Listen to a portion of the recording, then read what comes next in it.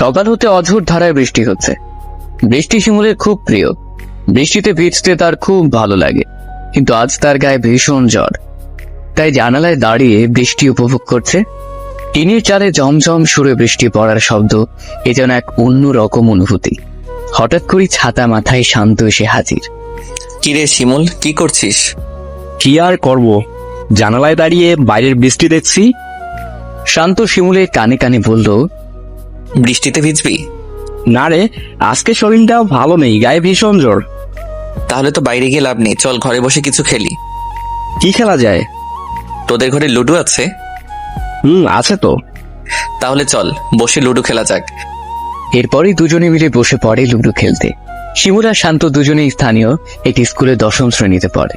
শিমুলের বয়স 15 আর শান্ত 17। শান্ত এর আগে 2বার ক্লাস 8 ফেল করেছে।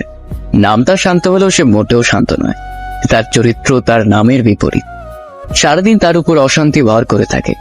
সকাল হোক কিংবা রাত, দুষ্ট হইতে সে সব সময় পাকা হাত। লুকিয়ে মানুষের ঘরের চালে ঢিল মারা, এলাকার বোকা ছেলেদের পেছনে লাগা, খামাখাই কারো সাথে ঝগড়া বেঁধে দেওয়া, রাতে ভূত সেজে মানুষকে ভয় দেখানো, এগুলো তার জন্য খুবই সাধারণ ব্যাপার। এলাকায় তাকে নিয়ে সমস্যার শেষ নেই।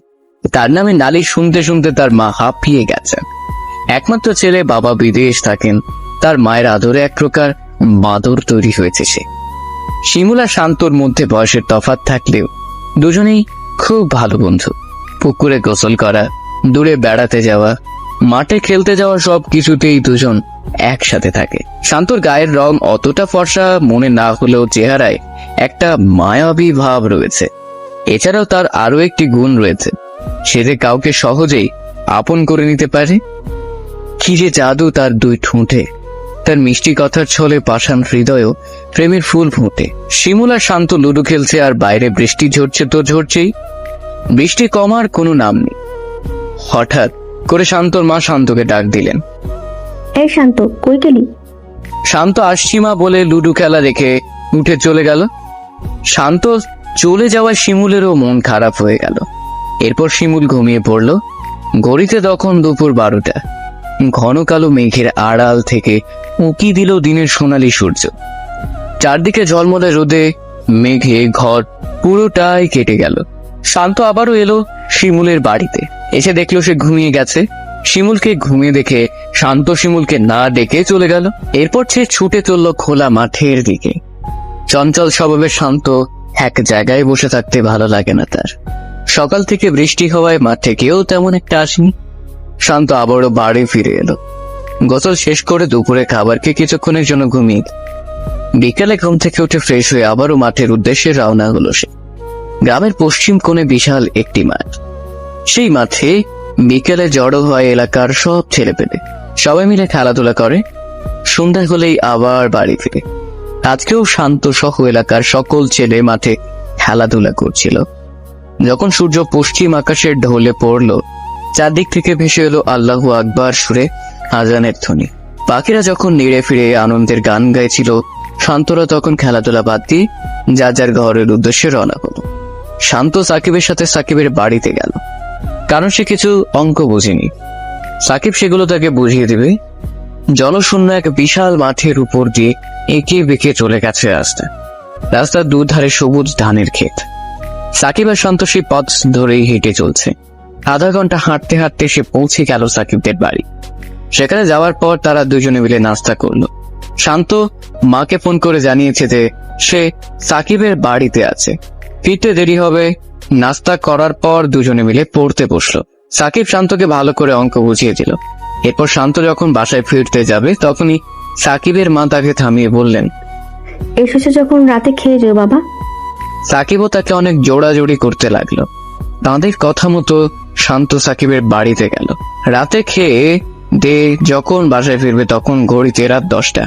গ্রাম এলাকা, এখানে রাত 8টা মানে গভীর রাত, সেখানে রাত 10টা মানে তো নিশি রাতের সমান।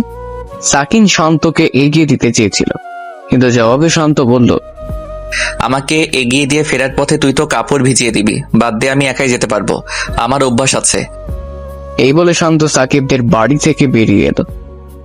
বিস্তীর্ণ মাঠের মধ্যে নির্জন রাস্তা দিয়ে একাই হেঁটে চলেছে শান্ত। রাতে নীরবতা ভেঙে চারদিক কটকট করছে শান্তর হেঁটে চলার শব্দ। মাঝে মধ্যে দূর থেকে শেয়ালের ডাক শোনা যাচ্ছে। হঠাৎ করেই গাছের মগডালে কি যেন নড়ে উঠল। শান্ত ভয় পেয়ে গেল। হাতে থাকা মোবাইলের ফ্ল্যাশ লাইট জ্বালিয়ে গাছের উপরের দিকে দেখতে লাগলো। না, কিছু নেই। হয়তো বাদর কোনো এক ডালে এসে বসেছিল। শান্ত আবার পথ চলতে শুরু করলো। নির্জন একা রাস্তা দিয়ে সে হেঁটে চলেছে।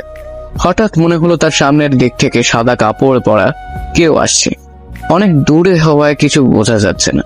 মোবাইলের ফ্ল্যাশ লাইটের হালকা আলো সেই সাদা জামার উপর পড়ে জামাটি আকাশের তারার মতো মিটমিট করতে লাগলো। শান্ত সামনে এগিয়ে চলছে সামনের দিকে, আর সাদা কাপড় পরা লোকটিও তার দিকে এগিয়ে আসছে। কাছে আসার পর সে দেখতে পেল খুব সুন্দর চেহারার একটি মেয়ে। তার পাশ দিয়ে যাওয়ার সময় তাকে সালাম দিল। সেও সালামের জবাব দিল। শান্ত মনে মনে ভাবতে লাগলো, এত রাতে সুন্দরী মেয়ে একা কোথায় যাচ্ছে, ডেকে জিজ্ঞেস করব। মেয়েটির সাথে কথা বলার জন্য সে পেছন ফিরে তাকালো। কিন্তু এ কি, মাত্র কয়েক সেকেন্ডের ব্যবধানে মেয়েটি উধাও। আশপাশে কোনো বাড়ি নেই যে সেখানে মেয়েটি যাবে। তাহলে এত তাড়াতাড়ি মেয়েটি গেল কোথায়? শান্ত আর কিছু না ভেবে আবারও হাঁটতে লাগলো। খানিকক্ষণ পরেই একটা হাসির শব্দ, খুবই সুন্দর হাসির শব্দ। এত সুন্দর করে কে হাসে? শান্ত চারদিকে তাকায়। না, কাউকে দেখা যাচ্ছে না। হয়তো শোনার ভুল। শান্ত পথ চলতে শুরু করলো। আবারও সেই হাসি শব্দ। শান্ত দাঁড়ালো, সেই সাথে হাসিটাও থেমে গেল। না, শান্ত আর সাহস রাখতে পারছে না। সে দৌড়াতে শুরু করলো। বাড়িতে যখন ফিরলো তখন রাত 10:20 বাজে। শান্তর মা শান্তকে হাঁপাতে দেখে বললেন, কি রে, হাঁপাচ্ছিস কেন? শান্ত মাকে সব খুলে বলতে গিয়েও আবার থেমে গেল। খাওয়া খাই মা চিন্তা করবেন, তারপর বলল, না মা, তেমন কিছু না, বেশি রাত হয়ে যাচ্ছে দেখে দৌড়ে এসেছি, তাই একটু হাঁপিয়ে গেছি আর কি। শান্তর মা শান্তকে ভাত বেড়ে দিতে চেয়েছিলেন, তখন শান্ত বলল, মা, আমি সাকিবদের বাড়ি থেকে খেয়ে এসেছি। আর আমি তো তোর জন্য অপেক্ষা করছি, তুই এলে একসাথে খাবো বলে। কি আর করার ইচ্ছে না থাকা সত্ত্বেও মায়ের সাথে আবার খেতে বসলো। খাওয়া দাওয়া শেষ করে নিজের বিছানায় গিয়ে শুয়ে পড়লো সে। মাঝরাতে হঠাৎ ঘুম ভাঙলো শান্তর। পুরো ঘর জুড়ে মিষ্টি ফুলের গন্ধ। কেউ একজন তার মাথায় হাত বুলিয়ে দিচ্ছে। কে হতে পারে? মা। কিন্তু দরজা তো বন্ধ। মা কিভাবে এই ঘরে আসবে? শান্ত ভালো করে হাতে স্পর্শ বোঝার চেষ্টা করলো। নরম তুলতুলে একটি হাত, যতটা মনে হচ্ছে কম বয়সী কোনো এক মেয়ের হাত এটা। শান্ত উঠে বসলো। এরপর বিছানার ডান পাশে থাকা সুইচ বোর্ডের লাইটের সুইচ দিল। লাইট জ্বালানোর পর সে পুরোই অবাক হয়ে গেল। সেই সাথে অনেকটা ভয়ও পেল। ঘরে কেউ নেই। শান্ত বিছানা থেকে নেমে পুরো ঘর, বাথরুম, খাটের নিচ সব জায়গায় তন্ন তন্ন করে খুঁজল, কিন্তু কাউকেই পেল না। শান্তর মনের ভেতর একটা ভয় করছে। আস্তে আস্তে সে আবার বিছানায় উঠে লাইট অফ করে শুয়ে পড়ল। কিছুক্ষণ পর আবারও সেই হাতের ছোঁয়া। শান্ত ভালো করে বোঝার চেষ্টা করলো আসলে কারো হাত নাকি মনের ভুল। না, মনের ভুল নয়, ঠিকই কেউ তার মাথায় আদর করে হাত বুলিয়ে দিচ্ছে। শান্ত সেই হাত চেপে ধরে অন্য হাত দিয়ে মোবাইলের ফ্ল্যাশ লাইট অন করলো। এ কি, সে তার কোল বালিশের একটি অংশ হাতে নিয়ে বসে আছে। অদৃশ্য থেকে একটা হাসির শব্দ শুনতে পেল সে। হাসির শব্দটা কেমন যেন পরিচিত মনে হচ্ছে। হ্যাঁ, এ তো সেই হাসি যা সে সাকিবদের বাড়ি থেকে ফেরার পথে শুনেছিল। শান্ত মনে সাহস এনে বলল, কে কে হাসে? প্রশ্ন করার সাথে সাথে হাসির শব্দটা আরো বেড়ে গেল। শান্ত ভয়ে ভয়ে লাইটের সুইচ অন করলো। লাইট জ্বালানোর সাথে সাথেই হাসির শব্দটা থেমে গেল। শান্ত আবারও বলল, কে কে ওইখানে? কোনো আওয়াজ নেই। দীর্ঘক্ষণ শান্ত নীরবে বসে রইল। কিছুক্ষণ পর অদৃশ্য থেকে আওয়াজ এলো, আপনি ঘুমান, আমি চলে যাচ্ছি, কালকে আবার আসবো। কথাগুলো শুনে শান্ত কেঁপে উঠল আর আবার বলতে লাগলো, কে কে কথা বলে? না, কোনো শব্দ নেই। জানালার কাঁচ আপনা আপনি খুলে আবার বন্ধ হয়ে গেল। এটা দেখার সাথে সাথে শান্ত ভয় পেয়ে গেল। এতক্ষণ সে ফুলের সুবাস ছিল ঘরে, সেটাও এখন নেই। কোথাও যেন বিলীন হয়ে গেছে। শান্ত লাইট না নিভিয়ে শুয়ে পড়লো। এত ভয় সে কোনোদিন পায়নি। মনে যা আসে তাই পড়তে পড়তে সে ঘুমিয়ে পড়ল। সকালে ঘুম থেকে উঠে শান্ত হাত মুখ ধুয়ে ফ্রেশ হয়ে নিজের রুমে গেল। এরপর তার মা তার জন্য নাস্তা নিয়ে এলেন।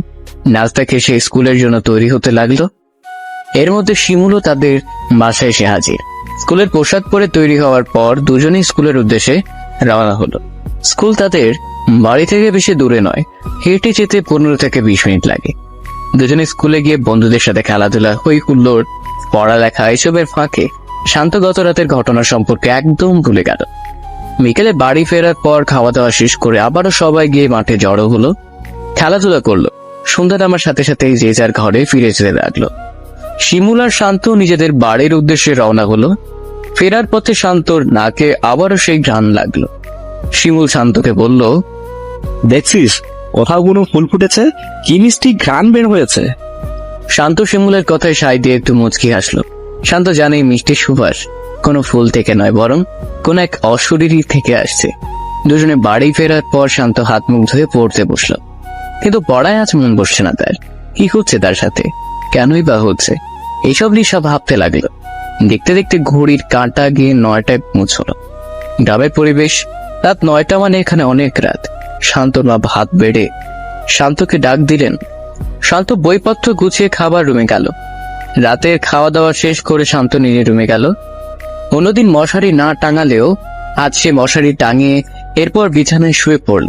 ছোটবেলায় সে শুনেছে মশারির ভেতর নাকি জিন ভূত প্রবেশ করতে পারে। বিছানায় শুয়ে শুয়ে শান্ত দোয়া কালাম যা জানে পড়তে লাগলো। এসব পড়তে পড়তে কখন যে তার ঘুম লেগে গেল সে টেরই পায়নি।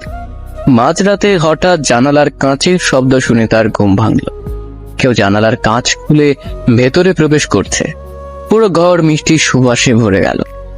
শান্ত চোখ মেলে তাকালো, আবারও তার মাথায় সেই কোমল হাতের ছোঁয়া।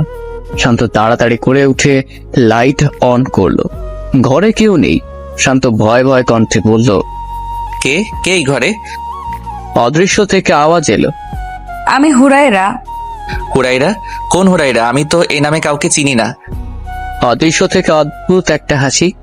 শান্ত ভয়ে ভয়ে বলল, আপনি হাসছেন কেন? আপনি কি একটু পরিষ্কার করে বলেন তো? বললাম তো আমি হুরায়রা, পরিলোকের মেয়ে হুরাইরা। কি বললেন? পরি? পরি বলে কিছু আছে নাকি? কেন আপনি জানেন না? আল্লাহ মানুষ যেমন তৈরি করেছেন তেমনি জিনও তৈরি করেছেন। মেয়ে জিনদের পরি বলা হয়। এখানে কি চান? কি চাই মানে? আমি তো আপনার জন্যই এসেছি। সেদিন রাতে যখন আপনাকে দেখেছিলাম তখনই আপনাকে আমার ভালো লেগেছিল। সেদিন রাতে মানে? সেদিন রাতে মানে সেদিন রাতে, ওই যে যেদিন রাতে আপনি ভয়ে দৌড়ে এসেছিলেন। এরই মাঝে হঠাৎ করে শান্তর মা দরজার বাইরে থেকে বললেন, শান্ত, এই শান্ত, কার সাথে কথা বলিস এত রাতে? ঘুম আসনি এখনো? শান্তর মায়ের কণ্ঠ শোনার সাথে সাথেই জানালার কাঁচে শব্দ হলো। হয়তো হুরাইরা চলে গেছে। শান্ত বলল, না, আমার সাকিব ফোন করেছিল, তার সাথে কথা বলছিলাম। এত রাতে কিসের এত কথা? ঘুমা তাড়াতাড়ি। শান্ত লাইট বন্ধ করে আস্তে আস্তে শুয়ে পড়ে। বিছানায় শুয়ে শুয়ে সে ভাবতে লাগে, কে এই হুরাইরা? কেনই বা সে আমার পেছনে লেগেছে? পরীরা যদি কোনো মানুষকে পছন্দ করে ফেলে তবে তাকে কি করে? কথাগুলো ভাবতে ভাবতে সে ঘুমিয়ে পড়ল। সকালে ঘুম থেকে উঠে শান্ত নিজের বিছানার পাশে তরতাজা টাটকা একটি গোলাপ ফুল দেখতে পেল। দেখে মনে হচ্ছে এইমাত্র বাগান থেকে তুলে আনা হয়েছে গোলাপটি। হালকা গোলাপি রঙের উপর হলুদ রঙের ছাপ। কি যে মিষ্টি সুবাস! গোলাপ সে অনেক দেখেছে, কিন্তু এমন গোলাপ সে কোনোদিন দেখেনি। বিছানার পাশে গোলাপটি রেখে দাঁত ব্রাশ করে ফ্রেশ হয়ে স্কুলের জন্য তৈরি হলো সে। এরপর শিমুল আর শান্ত দুজনেই স্কুলের উদ্দেশ্যে রওনা হলো। চলার পথে শিমুল শান্তকে বলল, কি রে, তোর গা থেকে এত সুন্দর ঘ্রাণ বের হচ্ছে? তোর বাবা বিদেশ থেকে কি পারফিউম পাঠিয়েছে নাকি? শান্ত প্রতিদিন সকালে গোসল করলেও আজ গোসল না করে চলে এসেছে। তাই ভাবলো তার গা থেকে হয়তো ঘামের গন্ধ বের হচ্ছে। সেটা নিয়ে মশকরা করে শিমুল এমন বলছে। তাই সে বলল, না রে, আজ সকালে গোসল করিনি তো, তাই হয়তো এমন দুর্গন্ধ করছে। আরে দুর্গন্ধ হতে যাবে কেন? এত অনেক সুন্দর ঘ্রাণ। তুই কি সত্যিই কোনো পারফিউম ব্যবহার করিসনি? আরে সত্যি বলছি, আমি কোনো পারফিউম ব্যবহার করিনি। তাহলে তোর গা থেকে এমন সুন্দর ঘ্রাণ আসছে কেন? জানি না, বাদ দে তো এসব কথা। এবার স্কুলে চল, দেরি হয়ে যাচ্ছে। শিমুল মনে মনে ভাবলো শান্তকে হয়তো তার বাবা কোনো পারফিউম গিফট করেছেন। সেই কথা হয়তো শান্ত তার কাছে লুকোচ্ছে। এই কথা ভেবে শিমুল মনে মনে শান্তর উপর কিছুটা রাগ করলো। স্কুলে যাওয়ার পর পুরো ক্লাস শান্তর গায়ের সুগন্ধে ভরপুর হয়ে উঠল। সবাই শান্তকে বলছে, কিরে, কোন ব্র্যান্ডের পারফিউম ব্যবহার করছিস? তোর পারফিউমের ঘ্রাণে পুরো স্কুল মোহ করছে। ক্লাস শুরু হওয়ার পর শান্ত ব্যাগ থেকে বই বের করতে যাবে, ঠিক তখন তার হাতে কি যেন বিঁধল। শান্ত চট করে ব্যাগ থেকে হাত বের করে দেখলো তার হাত থেকে রক্ত ঝরছে। সে ব্যাগের ভিতরে তাকালো। সকালের সেই গোলাপ ফুলটি তার ব্যাগে। এই ফুলের কাঁটাই তার হাতে বিঁধেছে। শান্ত কিছুটা অবাক হলো, সে তো এই ফুল ব্যাগে রাখেনি, তাহলে কে রাখলো?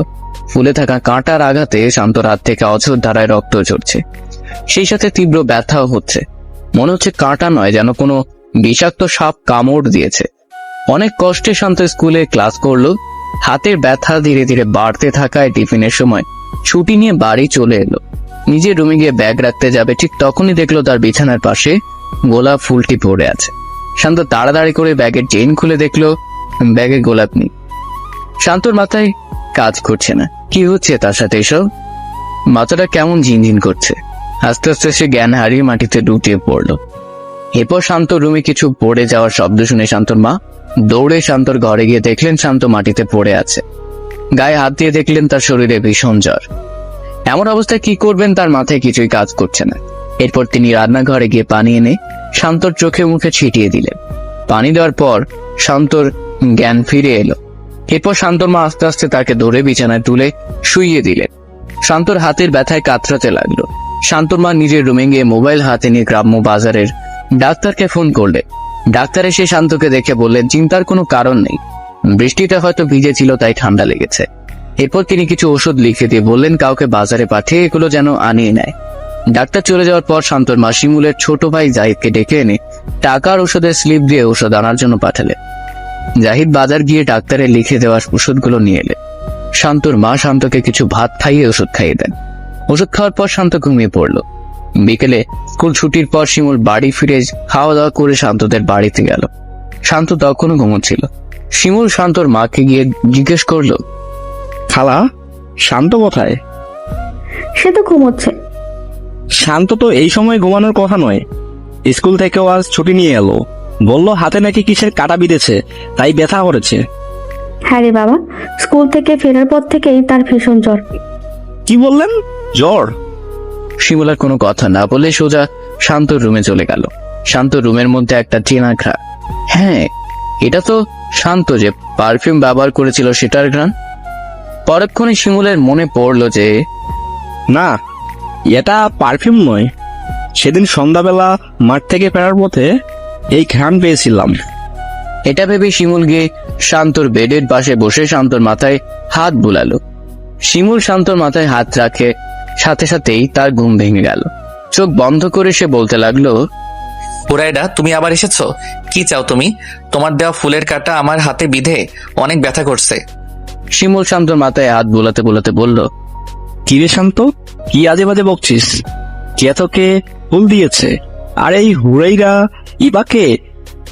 শান্ত ঘুমের করে শিমুলের এইসব কথা কানে না নিয়ে বলল। তুমি চলে যাও হুরাইডা। হঠাৎ করে শিমুল শান্তর বিছানার পাশে একটি গোলাপ পড়ে থাকতে দেখলো। অদ্ভুত ধরনের একটি গোলাপ। এমন গোলাপ শিমুল আগে কখনো দেখেনি।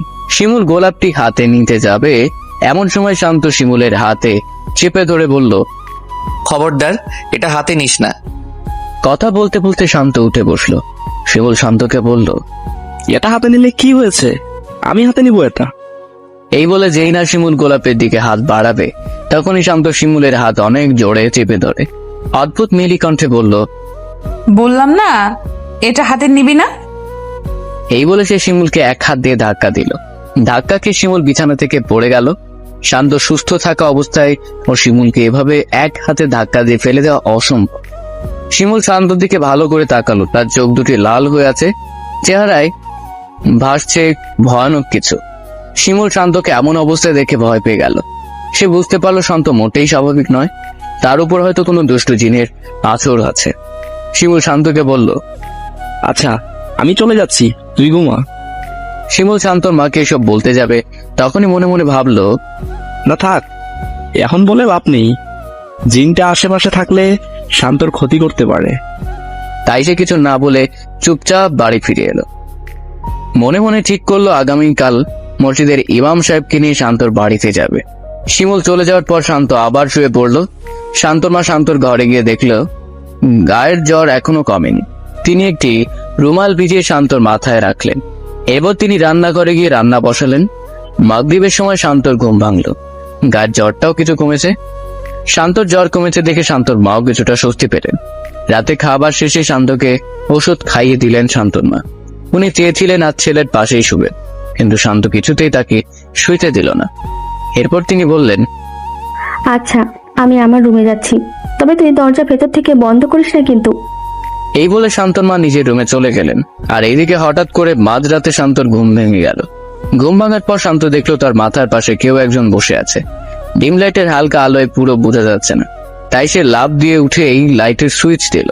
লাইট জ্বালানোর পর সে যা দেখলো তার জন্য সে মোটেই প্রস্তুত ছিল না। তার বিছানায় মাথার পাশটাতে বসে আছে অসাধারণ সুন্দর একটি মেয়ে। এত সুন্দর মেয়েকে সে কোনোদিন দেখেনি। মেয়েটিকে দেখার পর সে তার হাতের ব্যথার কথা একেবারেই ভুলে গেল। কিছুক্ষণ তার দিকে এক দৃষ্টিতে তাকিয়ে রইল সে। মায়াবী হরিণী দুই চোখ, সরু নাক, হালকা গোলাপি চিকন দুই ঠোঁট, দুধে আলতা ফর্সা গাল, সাদা গাউন পরায় মেয়েটিকে অদ্ভুত সুন্দর লাগছে, যেন স্বর্গীয় কোনো পরী নেমে এসেছে তার ঘর। মেয়েটি শান্তকে এক দৃষ্টিতে তাকিয়ে থাকতে দেখে মেয়েটি বলল, কি ভয় পেয়ে গেলি নাকি? কাঁপা কাঁপা কণ্ঠে শান্ত জিজ্ঞেস করলো। কে আপনি, আর এত রাতে আমার ঘরে কি করছেন? মেয়েটি শান্তর প্রশ্ন শুনে হাসতে হাসতে বলল, এ মা, এত তাড়াতাড়ি আমাকে ভুলে গেলেন? আমি হুরাইরা, পরিলোকের মেয়ে হুরাইরা। আপনি কেন বারবার আমার কাছে আসেন? বললাম তো, তোমাকে আমার খুব ভালো লাগে, তাই তোমাকে নিয়ে আমি পরিলোকে যেতে চাই। কিন্তু আমার তোমাকে একদম ভালো লাগে না। কথা বলতে বলতে হঠাৎ শান্ত হাতে ব্যথা অনুভব করলো। তখন সে হুরায়রাকে বলল, তুমি কেন আমাকে এই বিষাক্ত গোলাপ দিয়েছ? এই গোলাপের কাঁটা হাতে বিঁধে আমার আজ এই করুণ অবস্থা। হুরায়রা এক রহস্যজনক হাসি হেসে বলে, কি বললে? বিষাক্ত গোলাপ? এই গোলাপ আমাদের পরিলোকের সবচেয়ে উৎকৃষ্ট গোলাপ।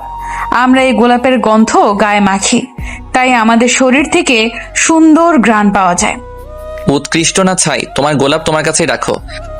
এই বলে শান্ত গোলাপটি হুরায়রার দিকে ছুঁড়ে মারল।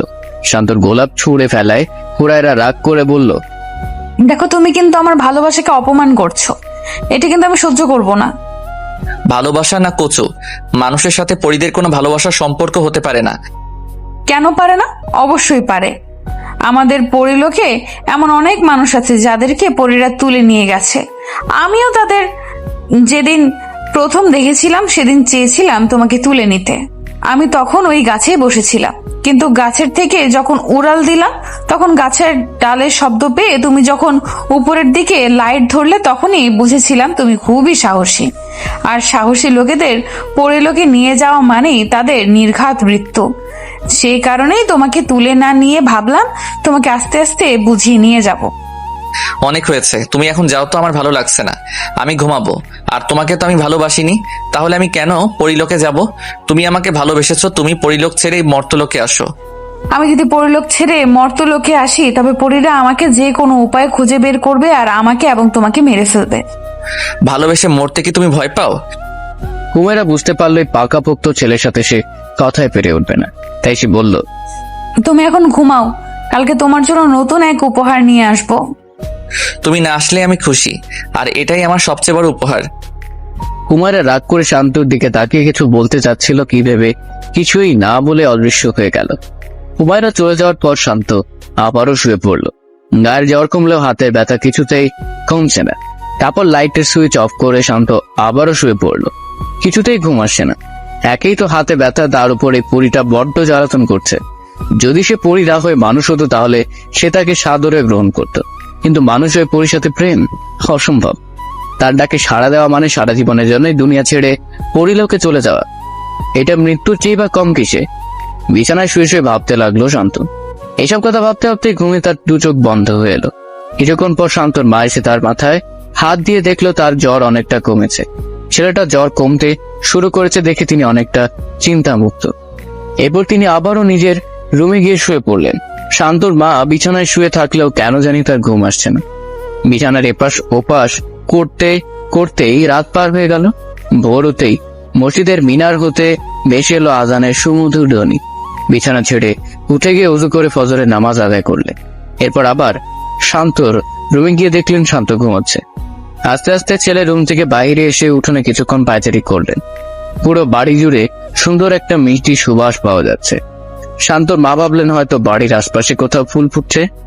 আস্তে আস্তে যখন সূর্য পূর্ব আকাশের দিকে উদিত হতে লাগলো, সেই সাথে মিষ্টি সুবাসও মিলিয়ে যেতে লাগলো। তবে শান্তর মা বিষয়টিকে খুব একটি গুরুত্ব দিলেন না।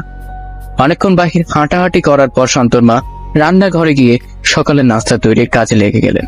সকাল 8:30টার দিকে ঘুম ভাঙল শান্ত। শরীরে জ্বর নেই, তবে হাতে এখনো ব্যথা আছে। আস্তে আস্তে বিছানা ছেড়ে উঠে বাথরুমে গিয়ে হাত মুখ ধুয়ে ফ্রেশ হয়ে বাহিরে এলো। কিছুক্ষণ পর শান্তর মা তার জন্য নাস্তা নিয়ে তার রুমে গেলেন। নাস্তা দিয়ে আবারও ছেলের কপালে হাত দিয়ে দেখলো জ্বর কমেছে কিনা। শান্তর গায়ে জ্বর আর নেই। ছেলেকে নাস্তা দিয়ে তিনি বললেন, গতকাল শিমুল এসেছিল, সে বলল তোর হাতে নাকি কিসের কাঁটা বিঁধেছে, দেখি তো কোন হাতে। শান্ত মায়ের দিকে তার হাত বাড়িয়ে দিয়ে বলল। এই হাতের আঙুলে। শান্তর মা ছেলের আঙ্গুলের দিকে তাকাতেই আঁতকে উঠলেন। হাতের আঙ্গুলের যেখানে কাঁটা বিঁধেছে সেখান থেকে হাতের রং নীল হয়ে আস্তে আস্তে উপরের দিকে আসছে। শান্তর মা তাড়াতাড়ি উপরে গিয়ে ডাক্তারকে ফোন করলেন। ডাক্তার এসে শান্তর আঙ্গুল দেখে বললেন, হয়তো কাটা তার হাতের রগের মধ্যে বিঁধেছে। ভালো হবে আপনি তাকে ভালো কোনো হাসপাতালে নিয়ে দেখা, হাতে ইনফেকশন হলে তারা বুঝতে পারবে। শান্তর মা ডাক্তারের কথা শুনে চিন্তিত হয়ে পড়লেন। ডাক্তারকে বিদায় দেওয়ার পর তিনি শান্তর বাবাকে ফোন দিলেন। শান্তর বাবা সব শুনে বললেন, আচ্ছা, তুমি চিন্তা করো না, আমি এখন কিছু টাকা পাঠাচ্ছি, আর আজাদকেও বলে দিচ্ছি তোমার যা টাকা লাগবে তার কাছ থেকে নিও। আজাদ হচ্ছেন শান্তর বাবার চাচাতো ভাই। গ্রামের বাজারে তার বড় একটি দোকান আছে। আশপাশের গ্রামের অনেক মানুষ তার দোকান থেকে খরচাপাতি নেয়। বড় দোকান হওয়ায় কাস্টমার বেশি থাকে। প্রতি মাসে 1 থেকে 1.5 লাখ টাকা আয় করে সেই দোকান থেকে। শান্ত বাবা মায়ের একমাত্র ছেলে। শান্ত জন্মের সময় তার মায়ের একটি সমস্যা হয়ে যায়, যার ফলে উনি বাচ্চা জন্ম দেওয়ার ক্ষমতা চিরতরে হারিয়ে ফেলে। তবে এই একটি ছেলে নিয়েই উনারা সন্তুষ্ট। একমাত্র ছেলে, অল্প কিছু হলেই তাই বাবা মা চিন্তিত হয়ে পড়ে। শান্তর মা শান্তকে নিয়ে হাসপাতালে যাওয়ার জন্য তৈরি হচ্ছেন। এর মধ্যে শিমুল মসজিদের ইমাম সাহেবকে নিয়ে হাজির হলো। শিমুলকে শান্তর মা আলাদা করে ডেকে নিয়ে বললেন, কি রে, মসজিদের ইমাম সাহেবকে নিয়ে এসেছিস কেন? শিমুল শান্তর মাকে গতকাল বিকেলে ঘটে যাওয়া সব ঘটনা খুলে বলল, কিন্তু শান্তর মা মোটেই এসব বিশ্বাস করতে চাইছেন। শিমুল শান্তর মাকে বলল, আচ্ছা আন্টি, আমাকে একটু সময় দেন, আমি সবকিছু প্রমাণ করছি। এরপর শিমুল ইমাম সাহেবকে নিয়ে শান্তর রুমের দিকে গেল। ইমাম সাহেব আর শান্তর মাকে রুমের বাইরে রেখে শান্ত একাই গেল রুমের ভেতর। শান্ত তখন হাসপাতালে যাওয়ার জন্য তৈরি হচ্ছিল। শিমুল রুমে গিয়ে জিজ্ঞেস করলো, কিরে শান্ত, কি খবর? শান্ত জবাব দিল, কি আর খবর, হাতের ব্যথায় অবস্থা খারাপ। এখন মায়ের সাথে হাসপাতালে যাওয়ার জন্য তৈরি হচ্ছি। শিমুল শান্তর সাথে কথা বলছে আর মনে মনে শান্ত রুমে সেই গোলাপটি খুঁজছিল। হঠাৎ সে রুমের কর্নারে পড়ার টেবিলের নিচে গোলাপ ফুলটি দেখতে পেল। শান্ত রাতে এটা হুড়াইরার দিকে ছুঁড়ে মেরেছিল, এই টেবিলের নিচে পড়ে আছে ফুলটি। শিমুল গোলাপের দিকে তাকিয়ে বলল, কিরে, এত সুন্দর গোলাপ টেবিলের নিচে ফেলে রেখেছিস কেন? এই বলে শিমুল যেই না গোলাপ হাতে নিতে যাবে তখনই শান্ত মেলি কণ্ঠে চেঁচিয়ে উঠে বলল, এই, তোকে না গতকাল বলেছি এই গোলাপে হাত দিবি না, তবে কেন বারবার হাত দিচ্ছিস? এই বলে শান্ত এক লাফে বিছানার উপর দিয়ে গিয়ে কর্নারে শিমুলের পাশে দাঁড়ালো। ইমাম সাহেব আর শান্তর মা সব ঘটনা বাইরে থেকে দেখছিলেন। শান্ত শিমুলকে মারতে উদ্যত হলো। তখনই শিমুল বলল, প্লিজ বন্ধু, ভুল হয়ে গেছে, আর ছুঁইব না এই গোলাপ। কিন্তু শান্ত কিছুতেই শান্ত হচ্ছিল না। অনেক কষ্টে শিমুল শান্তর হাত থেকে বেঁচে বাইরে বেরিয়ে এলো। এরপর ইমাম সাহেব আর শান্তর মাকে নিয়ে তারা অন্য কামরায় চলে গেল। ইমাম সাহেব বললেন, দেখো, শান্তর যে অবস্থা দেখলাম তাতে আমার ধরার কিছু করা সম্ভব নয়। ভালো একজন দিন সাধকই পারবেন শান্তকে এই ছায়া থেকে বাঁচাতে। শান্তর মা বললেন, কিন্তু জিন সাধক কোথায় পাবো? ইমাম সাহেব বললেন, আমার জানাশোনা একজন জিন সাধক আছেন, আমি তার নাম্বার দিচ্ছি, আপনারা আজকের মধ্যেই তাকে নিয়ে আসার চেষ্টা করেন। এরপর ইমাম সাহেব সেই জিন সাধকের নাম্বার দিয়ে শান্তদের বাড়ি থেকে বিদায় নিল। ইমাম সাহেব চলে যাওয়ার পর শান্তর মা ইমাম সাহেবের দেওয়া নাম্বারে ফোন দিয়ে কথা বলেন। সবকিছু শুনে উনি শান্তর মায়ের কাছ থেকে তাদের বাড়ির ঠিকানা নিয়ে বিকেলে আসার আশ্বাস দিলেন। শান্তর মা ফোন রেখে আবারও শান্তর ঘরের দিকে গেলেন। শান্তর মাকে দেখার পর বলল, মা, আমি রেডি হয়ে গেছি, হাসপাতালে যাবে না? তোর বাবা টাকা পাঠাননি এখনো, টাকা পাঠালে বিকেলে যাব। এই বলে তিনি আবারও ছেলের হাতের আঙ্গুলের দিকে তাকালেন। আঙ্গুলের নীল রেখাটি আগে যে অবস্থানে ছিল তার চেয়ে 2 ইঞ্চি উপরের দিকে উঠে এসেছে। শান্তর মা কি করবেন কিছুই বুঝতে পারছেন না। আঙুলের নীল রেখাটি ক্রমশ উপরের দিকে উঠছে। এটা কেন হচ্ছে? হাসপাতালে ডাক্তারের কাছে যাবেন নাকি জিন সাধক আসার আগ পর্যন্ত অপেক্ষা করবেন? অনেক ভেবেচিন্তে তিনি মনে মনে ঠিক করলেন, আঙুলের জন্য ডাক্তার দেখাই। হতে পারে কাঁটা আঙুলে রগে বিঁধেছে, যার ফলে রগে কোনো ইনফেকশনের সৃষ্টি হয়েছে। এরপর তিনি শান্তকে বললেন, তোর হাতের আঙুল তো দেখছি সময়ে সময়ে খারাপের দিকে যাচ্ছে। আমার মনে হয় ঘরে যে কয়টা টাকা আছে সেগুলো নিয়ে হাসপাতালে যাই, পরে লাগলে না হয় তোর আজাদ চাচার কাছ থেকে ধার নিব। শান্ত মায়ের কথায় সম্মতি জানান। এরপর তিনি ঘরে গিয়ে বোরকা পরে শান্তকে নিয়ে হাসপাতালের উদ্দেশ্যে রওনা হলো। সাথে শিমুলও ছিল। হাসপাতালে যাওয়ার পর ডাক্তার ভালো করে শান্তর হাত দেখলেন। এরপর কিছু পরীক্ষা লিখে দিয়ে বললেন সেগুলো করানোর জন্য। শান্তর মা সেগুলো পরীক্ষা করার জন্য একটি ডায়াগনস্টিক সেন্টারে গেলেন। সেখানে শান্তর হাত পরীক্ষা করার পর তারা বলল পরের দিন সকালে সে রিপোর্ট নিতে। সকাল থেকে এখন পর্যন্ত শান্তর হাতের নীল রেখা 2 ইঞ্চি উপরে উঠে গেছে। এই মতাবস্থায় পরীক্ষার রিপোর্ট গতকাল মানে অনেক দেরি। তাই তিনি ডায়াগনস্টিক সেন্টারের কর্মকর্তাদের অনেক অনুরোধ করলেন যে রিপোর্টটি আজকে দেওয়ার জন্য, কিন্তু তারা সেটা তো অপারগতা প্রকাশ করলো। এরপর তিনি আবার সেই ডাক্তারের কাছে গেলেন। ডাক্তার বললেন, রিপোর্ট না দেখে তো কিছু বলা যাবে না, আপনি বরং কালকে আসেন। শান্তর মা উপায়ন্তর না দেখে শিমুলা শান্তকে নিয়ে বাসায় চলে এলেন। ঘড়িতে তখন বিকেল 3টে। শান্তর মা শিমুলা শান্তকে ভাত দিয়ে নিজেও কিছু খেলেন। এর মধ্যে জিন সাধক শান্তর মায়ের ফোনে কল করলেন। শান্তর মা শান্তর পাশ থেকে দূরে সরে গিয়ে ফোনে কথা বললেন। জিন সাধক হুজুর তাদের বাজারে চলে এসেছেন, কিন্তু তাদের বাড়ি চিনতে পারছেন না। শান্তর মা ওনাকে বললেন, হুজুর আপনি অপেক্ষা করেন, আমি লোক পাঠাচ্ছি। শিমুল তাড়াতাড়ি করে খাওয়া শেষ করে জিন সাধক হুজুরের নাম্বার নিয়ে বাজারের দিকে রওনা হলো। এরপর হুজুরের সাথে দেখা করে ওনাকে বাড়িতে নিয়ে এলো। শান্তর মা জিন সাধক হুজুরকে চা নাস্তা খেতে দিলেন। চা নাস্তা শেষ করার পর শিমুলা শান্তর মা ওনাকে সবকিছু খুলে বললেন। সব শোনার পর উনি বললেন, আমাকে একবার তার সাথে কথা বলতে হবে। শিমুল বলল, হুজুর শান্ত এমনিতেই নর্মাল থাকে, শুধুমাত্র এই গোলাপ ফুল ছুঁতে গেলেই সে অস্বাভাবিক আচরণ শুরু করে। হুজুর বললেন, ঠিক আছে, আমি বিষয়টা দেখছি। তারপর তিনি শান্তর রুমে গিয়ে প্রবেশ করলেন। শান্তনাকে দেখে দাঁড়িয়ে সালাম দিল। ওই সালামের জবাব দিয়ে বললেন, বসো। শান্ত আবারও নিজের বিছানায় বসলো। তারপর উনি তাকে জিজ্ঞেস করলেন, তোমার নাম কি? আমার নাম জুবাইর আহমেদ শান্ত। তুমি কি করো? পড়ালেখা করি। ভালো। হুজুর শান্তর সাথে কথা বলতে বলতে রুমের চারদিকে চোখ বুলাচ্ছিলেন। হঠাৎ টেবিলের নিচে পড়ে থাকা গোলাপের দিকে তার নজর গেল। বড়ই আশ্চর্য ধরনের গোলাপ। এই ধরনের গোলাপ উনিও কোনোদিন দেখেননি। গোলাপটি দেখে উনি বললেন, এত সুন্দর গোলাপ এখানে ফেলে রেখেছো কেন? ফুলদানিতে সাজিয়ে রাখলেই তো পারো। এই বলে উনি যেই না গোলাপ হাতে নিতে যাবেন তখনই শান্ত বলে উঠল, এই ওটাতে হাত দিস না। হুজুর শান্তর দিকে তাকিয়ে বললেন, কি বললে তুমি? কি বললাম শুনতে পাসনি? ওইটাতে হাত দিস না, খবরদার। আমি ওটাতে হাত দিব, দেখি তুমি কি করতে পারো। এই বললে হুজুর যেই না গোলাপ ফুলটি স্পর্শ করতে যাবেন অমনি শান্ত এক লাফে হুজুরের সামনে গিয়ে ওনার হাত চেপে ধরে বলল, তোকে না বলেছি এটাতে হাত দিবি না? এই বলে সে হুজুরের এক হাতে ধরে ওনাকে ছুঁড়ে ফেলে দিল। শিমুল তাড়াতাড়ি এসে হুজুরকে ধরে তুলল।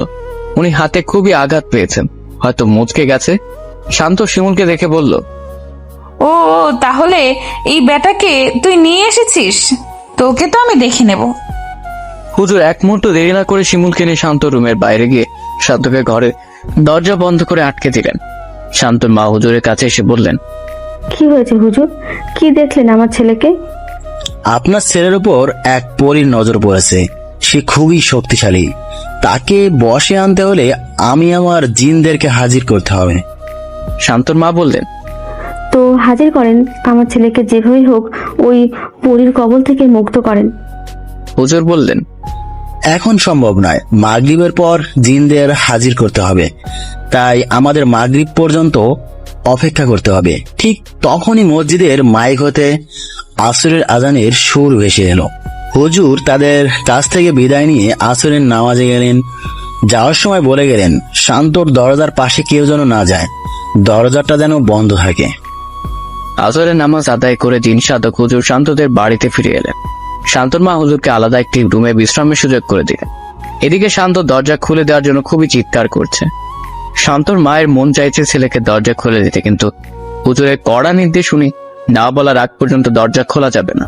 শিমুল শান্তদের বারান্দার একপাশে বসে মোবাইল টিপছে। সবাই অপেক্ষায় আছে কখন মাগরিবের আজান হবে।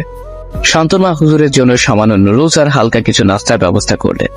এরপর শিমুলকে ডেকে সেগুলো হুজুরের রুমে পাঠিয়ে দিলেন। হুজুর তখন দু চোখ বন্ধ করে তাসবিহ পড়ছিলেন আর কি যেন ভাবছিলেন। শিমুল ডাক দিতে উনি কিছুটা কেঁপে উঠলেন। শিমুল হুজুরের দিকে নাস্তা এগিয়ে দিয়ে বলল, হুজুর খালা পাঠিয়েছেন এগুলো? হুজুর একটু আবেগ মাখা কণ্ঠে বললেন। এত কষ্ট করে এগুলো তৈরি করার কি দরকার ছিল? এরপর তিনি হাত বাড়িয়ে নাস্তাগুলো নিয়ে খেতে লাগলেন। শিমুল হুজুরের রুমের বাইরে চলে গেল। অন্যদিন বিকেলের সময়টা তাড়াতাড়ি চলে গেলেও আজকে যেন শিমুলের কাছে এই ঘটনাটাকে অনেক লম্বা মনে হচ্ছে। অবশেষে সবার অপেক্ষার প্রহরের অবসান ঘটিয়ে মসজিদের মিনার হতে ভেসে এলো আল্লাহু আকবার ধ্বনি। জিন সাধক হুজুর আস্তে আস্তে রওনা হলেন মসজিদের দিকে। মাগরিবের নামাজ আদায় করার পর তিনি আবারও শান্তদের বাড়িতে এলেন। এরপর তিনি শান্তদের ঘরে বসে সমস্ত বাতি নিভিয়ে দিতে বললেন। শান্তর মা হুজুরের কথা মতো ঘরের সমস্ত বাতি নিভিয়ে দিলেন। শান্তর মা শিমুল রুমের একটি কর্নার চেয়ারে বসে রইলেন। সমস্ত ঘর অন্ধকার, কেউ কাউকে দেখতে পাচ্ছেন না। নীরব নিস্তব্ধ চারদিক, শুধুমাত্র হুজুরের কণ্ঠে গুনগুনে কিছু পড়ার শব্দ পাওয়া যাচ্ছে। হঠাৎ করে দরজার মধ্যে একটা শব্দ হলো। হুজুর তখনই বললেন, আইদারুস, তুমি এসেছো? হ্যাঁ জনাব, আমি এসেছি। তারপর হুজুর তাকে শান্তর সাথে হওয়া সব ঘটনা খুলে বললেন। পাশাপাশি শান্তর মা শান্তর হাতে কাঁটা বিঁধে করুণ অবস্থার কথাও জানালেন। জিনটি সব শুনে বলল, হুজুর, আমি আপনার দেহের সাথে মিশে যাচ্ছি। তারপর আপনি শান্তর ঘরে যাবেন, গিয়ে তার সাথে কথা বলবেন। আমি আপনার মধ্যে থেকেই সবকিছু পরখ করব। এরপর জিন আয়দারুস হুজুরের দেহের সাথে মিশে গেল। হুজুর বললেন, ঘরের বাতিগুলো জ্বালাও। হুজুরের কথা মতো শান্তর মা ঘরের বাতি জ্বালালেন। বাতি জ্বালানোর পর হুজুর আস্তে আস্তে হেঁটে চললেন শান্তর ঘরের দিকে। শান্তর ঘরের সামনে গিয়ে শান্তর ঘরে দরজা খুলে ভেতরে প্রবেশ করলেন। দরজা বন্ধ করে দেওয়া শান্ত অনেকক্ষণ ডাকাডাকি করে শেষে ঘুমিয়ে পড়েছিল। হুজুর গিয়ে তার বিছানায় বসে তার মাথায় হাত বোলালেন। শান্ত ঘুমের মধ্যে বলল, কে হুরাইরা এসেছো নাকি? হুজুর আস্তে আস্তে ডাকলেন, শান্ত, এই শান্ত, ওঠো বাবা। শান্ত চোখ খুলে তাকালো। হুজুরকে দেখে সে উঠে বসে হুজুরকে সালাম দিল। হুজুর সালামের জবাব দিয়ে তার অবস্থা জানতে চাইলেন। শান্ত ভালোভাবে হুজুরের সব কথা উত্তর দিল। হুজুর বুঝতে পারলেন শান্ত এমনিতে নর্মাল থাকে, তবে গোলাপটি স্পর্শ করতে গেলে তার উপর পড়ে এসে ভর করে। তাই তিনি শিমুলকে ইশারা দিলেন গোলাপটি স্পর্শ করার জন্য। শিমুল হুজুরের কথা যেই না গোলাপ স্পর্শ করতে যাবে তখনই শান্ত বলে উঠল, এই তোকে না কতবার বলেছি এই গোলাপ স্পর্শ করবি না। শিমুল ভয় পেয়ে গোলাপে আর হাত দিল না। হুজুর শান্তর হাতের কনিষ্ঠ আঙ্গুল চেপে ধরে কিছু পড়তে লাগলেন। তখনই শান্ত জোরে জোরে চিৎকার করতে লাগলো। হুজুর শান্তকে আবারও জিজ্ঞেস করলেন, তোমার নাম কি? শান্ত উত্তর দিল, আমার নাম হুরায়রা। এভাবে হুজুরের সাথে হুরায়রার কথোপকথন হতে লাগলো। তুমি কোথা থেকে এসেছো? আমি পরিলোক থেকে এসেছি। কেন এসেছো এইখানে? এই ছেলেটাকে আমার ভালো লাগে তাই। তুমি যাবে কিভাবে? আমি ছেলেটাকে সঙ্গে নিয়েই যাব। তুমি কি ভালো ভালো যাবে, নাকি আমাকে কিছু করতেই হবে? শান্ত হেসে বলল, আমাকে তাড়ানোর মতো ক্ষমতা তোমার নেই, পারলে চেষ্টা করে দেখতে পারো। হুজুর হেসে বললেন, আমার সম্পর্কে তোমার ধারণা নেই, তাই তুমি এমন কথা বলছো। আমি তোমাকে বিদায় করে এই বাড়ি থেকে বিদায় নেব, তার আগে নয়। এই বলে হুজুর শান্তর কনিষ্ঠ আঙ্গুল ছেড়ে দিলেন। সাথে সাথেই শান্ত বিছানায় অচেতন হয়ে পড়ে গেল। শান্তর মা শান্তকে ধরতে যাবেন এমন সময় হুজুর থামিয়ে বললেন, এই মুহূর্তে তাকে স্পর্শ করবেন না, তাকে এই রুমে কিছু সময় একা রেখে দিন। হুজুরের কথায় সবাই শান্তকে রুমে একা রেখে চলে আসে।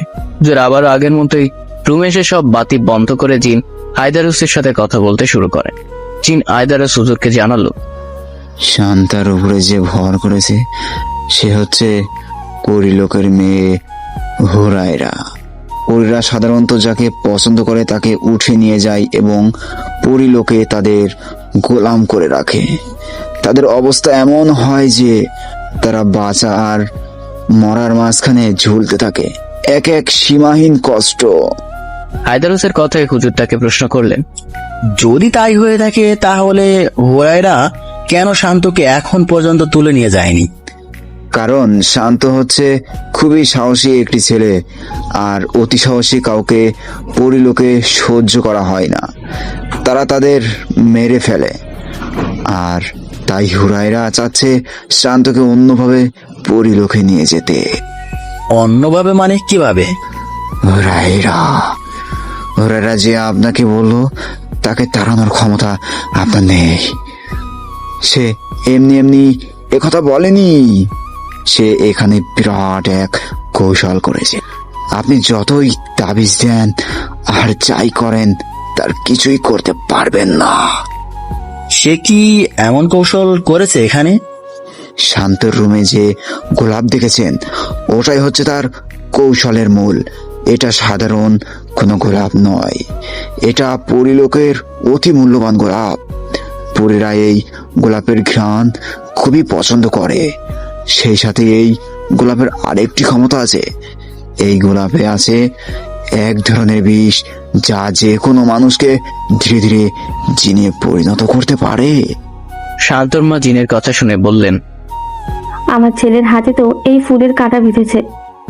জিন আয়দারুস বলল, হ্যাঁ, এই ফুলের কাঁটা তার হাতে বিঁধেছে, আর এই কাঁটার বিষ আগামী এক সপ্তাহে তার পুরো শরীরে ছড়িয়ে পড়বে, সেই সাথে সে জিনে পরিণত হবে।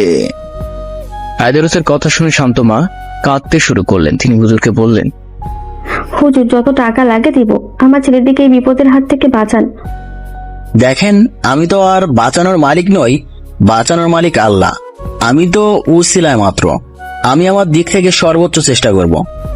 এরপর তিনি আয়দারুসকে বললেন, যদি ওই গোলাপ নষ্ট করে ফেলা হয় তবে কি শান্তকে বাঁচানো যাবে? ওই গোলাপ নষ্ট করা মানে সমস্যার সমাধান নয়।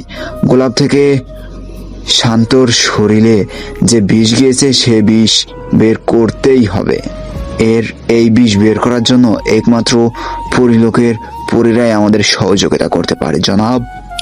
পরীরা কি আমাদের সাহায্য করবে? আমার পরিচিত একজন পরী আছে, সে আমার খুব ভালো বন্ধু, তাকে বলে দেখতে পারি। আজ রাতে আমি তার সাথে কথা বলবো, যদি সে রাজি হয় তবে কালকে তাকে নিয়ে আসবো। আমি আজ বিদায় নিলাম, তবে হ্যাঁ, শান্তকে আজ রাত 12টার পর থেকে ফজর পর্যন্ত কড়া পাহারায় রাখবেন। যেহেতু পরী হুজুরকে দেখেছে তাই সে শান্তকে এখান থেকে সরানোর চেষ্টা করতে পারে। এই বলে জিন আয়দারুস বিদায় নিল। জিন বিদায় নেওয়ার পর শিমুল আবারও ঘরের বাতি জ্বালালো। শান্তর মাকে খুবই বিষণ্ণ দেখাচ্ছে। এরই মধ্যে এশার আজান হলো। হুজুর কয়েকটি তাবিজ লিখে বললেন, এগুলো শান্তর ঘরের সব দরজা জানালায় লাগিয়ে দিবেন, এতে করে পরী শান্তকে নিয়ে কোথাও যেতে পারবে না। এরই মধ্যে মসজিদের মিনার হতে এশার আজানের সুর ভেসে এলো। হুজুর শান্তর মায়ের কাছ থেকে বিদায় নিয়ে বললেন, আজকে তাহলে আমি আসি, আগামীকাল মাগরিবের পর আবার আসবো। শান্তমা শিমুলের হাতে 1000 টাকা দিয়ে বললেন, হুজুরকে এগিয়ে দিয়ে আয়, আর এই টাকাগুলো হুজুরকে দিয়ে দিস। শিমুল শান্তর এমন পরিস্থিতি দেখার পর ভয় একদম শেষ। তারপর হুজুরকে এগিয়ে দিতে হবে। সে কোনো রকমে তার বাড়ি পর্যন্ত হুজুরের সাথে এসে হুজুরকে বড় রাস্তার পথ দেখিয়ে দিয়ে হুজুরের হাতের মতো 1000 টাকার নোট বুঝিয়ে দিয়ে দৌড়ে নিজের ঘরে চলে গেল। গ্রামের অন্ধকার আঁকা বাঁকা রাস্তার কিনার ঘেঁষে মোবাইলের লাইটের আলোয় হাঁটতে শুরু করলেন জিন সাধক হুজুর। গন্তব্য বড় রাস্তা। গ্রামের পরিবেশ তাই এসার সময় হওয়ার সাথে সাথে চারদিকে একদম নীরব হয়ে গেছে। নির্জন রাস্তা দিয়ে হেঁটে চলেছেন জিন সাধক হুজুর। হঠাৎ করে তার পাশ দিয়ে কিছু একটা যেন খুব দ্রুত উড়ে চলে গেল। জিন সাধক হুজুর বুঝতে পারলেন হয়তো ওই পরিটাই তার কোনো ক্ষতি করার চেষ্টা করছে। তাই তিনি আয়দারুসকে ডাকতে যাবেন, তখনই আয়দারুস বলল, হুজুর, আমাকে ডাকতে হবে না, আমি জানি ওই পরী যে কোনো সময় আপনার ক্ষতি করতে পারে, তাই আমি আপনার সাথেই আছি। আয়দারুসের কথায় হুজুর নিশ্চিন্ত হলেন।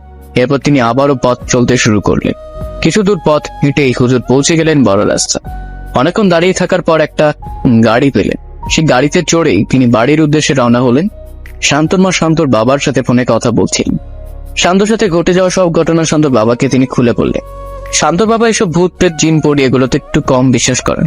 তিনি শান্তর মাকে বললেন, এইসব রেখে ছেলে ভালো ডাক্তার দেখাও। কোথাকার কোন ভণ্ড হুজুরদের দেখা পেয়েছো? কি করতে কি করবে সে তার ঠিক নাই। শান্তর বাবার কথার বিপরীতে শান্তর মা শুধু হ্যাঁ বাচক জবাব দিয়ে ফোন রেখে দিলেন। কি বা বলবেন, তিনি নিজেও তো এগুলোতে বিশ্বাস করেন তা না, তবে চোখের সামনে যে ঘটনাগুলো ঘটছে সেগুলোকে তো আর অবিশ্বাস করতে পারেন না। কথাগুলো ভাবতে হতে তিনি ছেলের রুমের দিকে গেলেন। দরজা খুলতে গিয়ে খুললেন না, কারণ হুজুর নিষেধ করে গেছেন দরজা খুলতে। নীরব নিস্তব্ধ রাত, ছেলের রুমের দরজার বাইরে চেয়ারে বসে রইলেন তিনি। এভাবে বসে থাকতে থাকতে কখন যে ঘুমিয়ে পড়লেন টেরি পাননি। আর এদিকে জিন সাধক বাড়িতে গিয়ে জিন হায়দারুসকে বললেন, তুমি তোমার পরিচিত পরীর সাথে কথা বলো, সম্ভব হলে তাকে এখানে নিয়ে এসো, আমি তার সাথে কথা বলবো। জনাব, পরিটির সাথে আমি কথা বলবো, তবে সে এখানে আসবে কিনা সেটা বলতে পারছি না, কারণ সে মানুষের সামনে যায় না। আমি আমার সর্বোচ্চ চেষ্টা করবো জনাব। এই বলে আয়দারুস সেখান থেকে বিদায় নিল। আয়দারুসের পরিচিত পরী রুকাইয়া। আয়দারুস রুকাইয়ের কাছে গিয়ে শান্তর সাথে ঘটে যাওয়ার সব ঘটনা খুলে বলে। রুকাইয়া সব শুনে বলে, এই জন্যই আজকাল হুরায়রাকে পরিলোকে কম দেখা যায়। আয়দারুস রুকাইয়াকে জিন সাধক হুজুরের সাথে দেখা করতে বললে সে বলে, আজ নয়, কালকে যখন তোমরা শান্তকে দেখতে যাবে তখন আমিও তোমাদের সাথে যাব। যদিও আমি কারোর সামনে যাই না, তবে একটা নিষ্পাপ প্রাণ বাঁচাতে আমাকে যেতে হবে। আয়দারুস রুকাইয়ের কাছ থেকে বিদায় নিয়ে এসে হুজুরকে রুকাইয়ের বলা কথাগুলো বলে। হুজুর সব শুনে কিছুটা স্বস্তি ফিরে পান। সকালে ফজরের আজানের সুরে ঘুম ভাঙে শান্তর মায়ের। তাড়াতাড়ি করে উঠে মুখ ধুয়ে ফ্রেশ হয়ে ওযু করে নিলেন। এরপর ফজরের নামাজ আদায় করে আস্তে আস্তে ছেলে ঘরের দিকে গেলেন। চুপি চুপি তিনি দরজা খুললেন। দরজা খুলে ভেতরে তাকাতেই চমকে গেলেন শান্তর মা। পুরো ঘরের আসবাবপত্র এদিক ওদিক ছড়িয়ে ছিটিয়ে আছে। বিছানার মাঝখানে এলোমেলো চুলে বসে আছে শান্ত। হঠাৎ করে মায়ের দিকে নজর পড়তে বিছানা থেকে এক লাফে তার দিকে আসতে লাগলো সে। তৎক্ষণাৎ শান্তর মা দরজার বাইরে এসে দরজা বন্ধ করে দিলেন। ছেলের এমন অবস্থা দেখে ওনার চিৎকার করে কান্না করতে ইচ্ছে করছে। চোখ মুছতে মুছতে নিজের রুমের দিকে গেলেন। কোনো কিছু রান্না করতে তার ভালো লাগছে না, যেহেতু ওযু আছে তাই জায়নামাজে দাঁড়িয়ে 2 রাকাত নফল নামাজ পড়ে হাত তুলে আল্লাহর কাছে মোনাজাত করতে লাগলেন। হে আল্লাহ, তুমি আমার সন্তান জন্ম দেওয়ার ক্ষমতা দিয়েছো। হে আল্লাহ, তুমি আমার সন্তান জন্ম দেওয়ার ক্ষমতা নিয়েছো, আমি নীরবে মেনে নিয়েছি। এই ভেবে যে আল্লাহ তো আমাকে নিঃসন্তান রাখেননি, অন্তত পক্ষে একটি সন্তান তো দিয়েছেন। হে আল্লাহ, তোমার দেওয়া এই নেয়ামত আমার কাছ থেকে কেড়ে নিও না। মোনাজাত করে করে কাঁদতে লাগলেন শান্তনমা। এভাবেই কেটে গেল অনেকক্ষণ। হঠাৎ করে শুনলেন বাইরে থেকে শিমুলের মা ডাকছেন। ভাবি, ঘুমিয়েছেন নাকি উঠে পড়েছেন? ভাবি, আপনি এত সকাল সকাল? হ্যাঁ, সকাল সকাল চলে এলাম। সারাদিন তো স্কুলে থাকি, শান্তকে দেখতে আসার সময় পাই না, তাই সকাল সকাল চলে এলাম। ভাবলাম ছেলেটিকে এক নজরে দেখে যাই। কিন্তু আপনি কাঁদছেন কেন ভাবি? ছেলের কথা ভেবে। কাঁদবেন না, সব ঠিক হয়ে যাবে। এবার চলেন শান্তকে দেখে আসি। শান্তকে তো এখন দেখা যাবে না ভাবি। কি বলছেন ভাবি? কেন দেখা যাবে না? ঘুমাচ্ছে নাকি? না, ঘুমাচ্ছে না, কিন্তু সে খুবই পাগলামি করছে। আমি গিয়েছিলাম তার রুমে, সে আমার দিকে তেড়ে এসেছিল। কি বলছেন ভাবি? শিমুল অবশ্য আমাকে বলেছিল, তবে বিষয়টা যে এত জটিল তা তো বুঝিনি। আচ্ছা ভাবি, আমি তাহলে আসি, অনেক বেলা হয়েছে, স্কুলে যেতে হবে তো। কি বলছেন ভাবি? চলে যাবেন মানে? আসুন, সামান্য চা নাস্তা করে যান। না ভাবি, এমনিতে আপনার মন ভালো নেই, তার উপর এই বাড়তি ঝামেলায় আপনাকে জড়াতে চাচ্ছি না। আজ আসি, অন্যদিন না হয় এসে চা নাস্তা খেয়ে যাব। এই বলে শিমুলের মা বাড়ি চলে গেলেন। বাড়িতে গিয়ে শিমুলকে বললেন, আজ স্কুলে যাওয়ার প্রয়োজন নেই, তুই বরং শান্তদের বাড়িতে যা, তাদের হয়তো কোনো দরকারে লাগতে পারে। শিমুল মায়ের কথায় সায় দিয়ে নাস্তা করে শান্তদের বাড়িতে চলে আসে।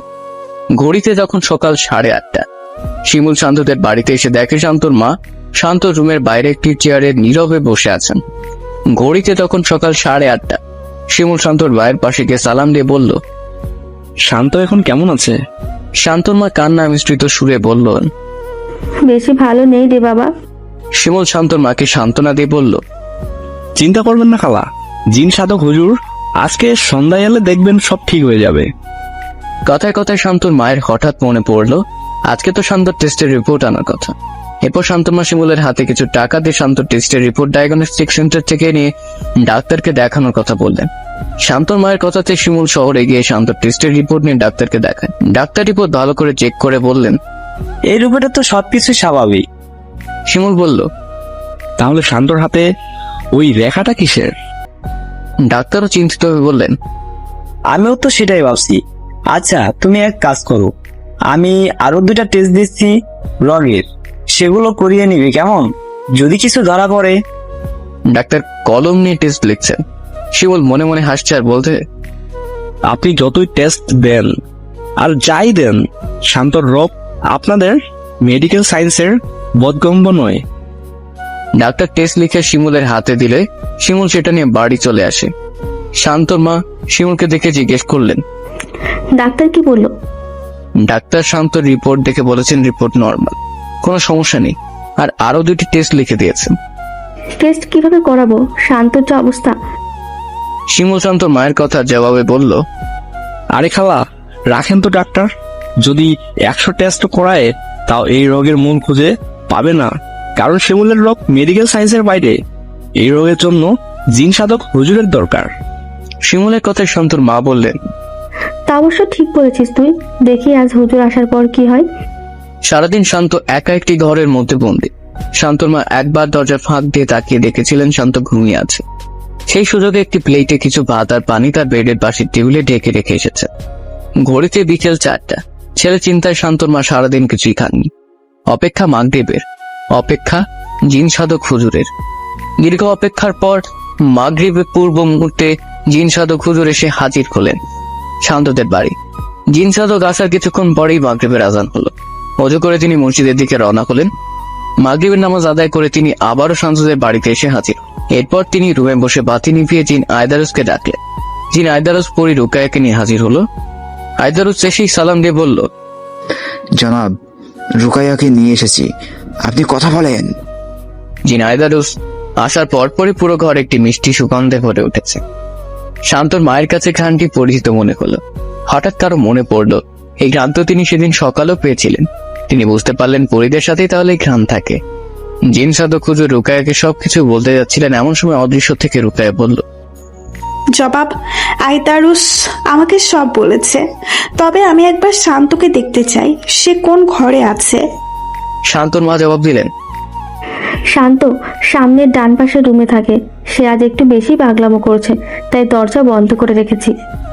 শান্তর মায়ের কথায় রুকাইয়া জবাব দিল, আপনারা গিয়ে দরজাটা খুলেন, আমি আসছি। আমি থাকলে শান্ত পাগলামো করবে না, কারণ হুরাইরা আমাকে দেখলেই পালিয়ে যাবে। রুকায়ার কথায় শান্তর মা গিয়ে শান্ত রুমের দরজা খুললেন। দরজা খোলার পর জিন সাধক হুজুর আর শান্তর মা রুমে প্রবেশ করলেন। সেই সাথে অদৃশ্য থাকা অবস্থায় আয়দারুস আর রুকায়া রুমে প্রবেশ করলো। শান্ত দাঁড়িয়ে হুজুরকে সালাম দিল। এরপর হুজুর তাকে বসতে বলে তিনি তার পাশে গিয়ে বসলেন। রুকায়াকে দেখার সাথে সাথে হুরাইরা জানালা দিয়ে পালিয়েছে। এটা কেউ না দেখলেও আয়দারুস আর রুকায়া ঠিকই দেখেছে। আয়দারুস রুকায়ার কাছে গিয়ে বলল, কিরে, মানুষের কাছে শুনেছিলাম অভাব যখন ঘরে ঢুকে ভালোবাসা তখন জানালা দিয়ে পালায়, কিন্তু আজ দেখলাম রুকায়া যখন ঘরে ঢুকে হুরায়রা জানালা দিয়ে পালায়। এই কথা বলে জিন আয়দারুস হাসতে লাগলো। রুকায়া আয়দারুসকে বলল, ফাজলামো করিস না, এটা ফাজলামোর সময় না। শান্তর মা ছেলের হাতের দিকে তাকাচ্ছে। নীল বর্ণের রেখাটি হাতের কোণের কাছাকাছি চলে এসেছে, আর মাত্র 5-6 ইঞ্চি উপরে উঠলে সেটা কোণে অতিক্রম করবে। রোকেয়া ভালো করে শান্তর হাত দেখলো, সেই সাথে গোলাপটাকেও ভালো করে দেখলো।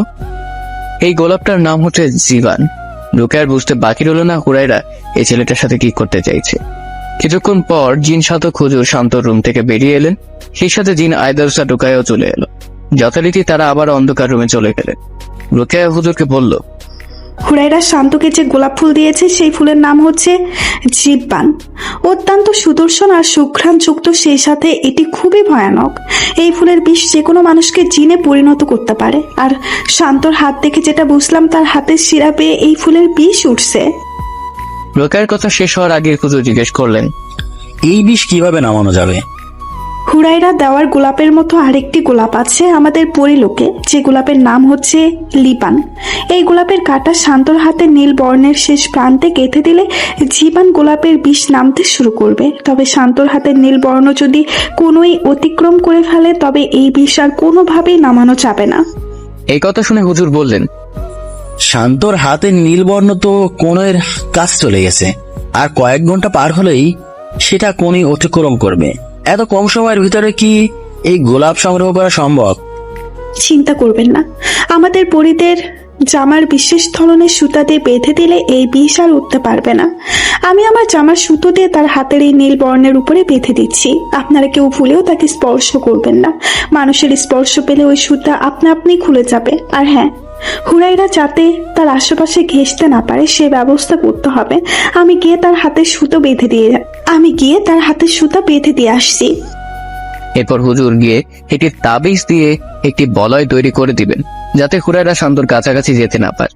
এই বলে রুকায়া শান্ত রুমে গিয়ে শান্তর হাতে তার জামার সুতা দিয়ে বেঁধে দিল। সুতা বেঁধে দেওয়ার পর সে আয়দারুসকে ডেকে বলল, হুজুরকে বলো এইখানে এসে শান্তর চারিদিকে বলয় তৈরি করতে। রুকায়ের কথা মতো হুজুর শান্ত রুমে গিয়ে তার পালঙের 4 কোণে 4টি তাবিজ রেখে দিলেন। এরপর রুকায়া তাঁদের কাছ থেকে বিদায় নিয়ে পরিলোকের উদ্দেশ্যে রওনা হলো। জিন সাধক হুজুরের কথায় রুমের বাতি জ্বালানো হলো। শান্তর মা কিছুটা নিশ্চিন্ত, তার মনে এবার আশার আলো দেখা দিয়েছে। রান্নাঘরে গিয়ে হুজুরের জন্য পাঁপড় ভেজে নিয়ে আসলেন। হুজুরের দিকে বাড়িয়ে দিয়ে বললেন, হুজুর একটু খেয়ে দেখেন, ভালো লাগবে। কোন শব্দে হুজুর পাঁপড় খেতে শুরু করলেন। শিমুলও হুজুরের সাথেও পাঁপড় খাওয়ায় শরিক হলো। সবার মুখে একটি স্বস্তির হাসি। রুকায়া পরিলোকে গিয়ে চারদিক তন্ন তন্ন করে খুঁজতে লাগলো লিবান গোলাপ ফুল। এদিক ওদিক খুঁজতে খুঁজতে অবশেষে পরিলোকের রানী মাকসুরার বাগানে ফুলটি দেখতে পেল।